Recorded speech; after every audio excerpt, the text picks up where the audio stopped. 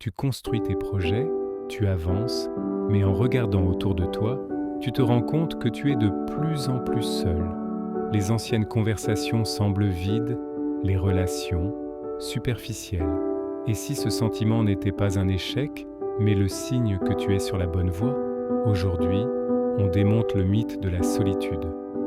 La séparation naturelle. Quand tu commences à grandir mentalement et spirituellement, tu changes de fréquence. Les personnes qui étaient sur la même longueur d'onde que toi hier ne te captent plus aujourd'hui. Ce n'est pas qu'elles sont mauvaises, ni que tu es devenu arrogant. C'est une séparation naturelle, presque physique. Le gland qui germe doit quitter la litière de la forêt pour devenir un chêne.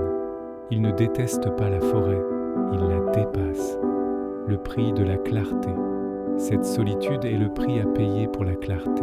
Quand tu arrêtes de participer au commérage, aux plaintes chroniques, aux distractions inutiles, tu te retires du bruit. Et dans ce silence, tu entends enfin ta propre voix. Tu découvres tes vraies valeurs, tes vrais désirs.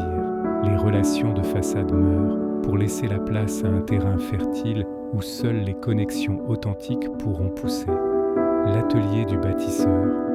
Vois cette période non pas comme un isolement, mais comme l'atelier du bâtisseur. C'est dans le silence et la concentration que l'on forge les grandes œuvres. C'est seul que tu construis ta forteresse intérieure, tes compétences, ta vision. Les hommes qui ont changé le monde ont presque toujours traversé de longues périodes de solitude profonde. C'était leur creuset. De la solitude à la sélection. Alors, ne la subis pas. Assume-la. Utilise ce temps pour devenir irrésistiblement compétent et paisible. Et sois patient.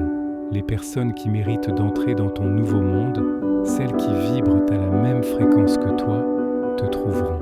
Non pas parce que tu auras couru après eux, mais parce que la lumière que tu auras allumée dans ton atelier sera visible de très loin. Ta solitude n'est pas un vide à combler, c'est un espace à remplir de ta propre essence.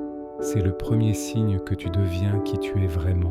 Si tu veux savoir comment transformer cette solitude en une attraction magnétique pour les bonnes personnes, la suite arrive dans la prochaine vidéo.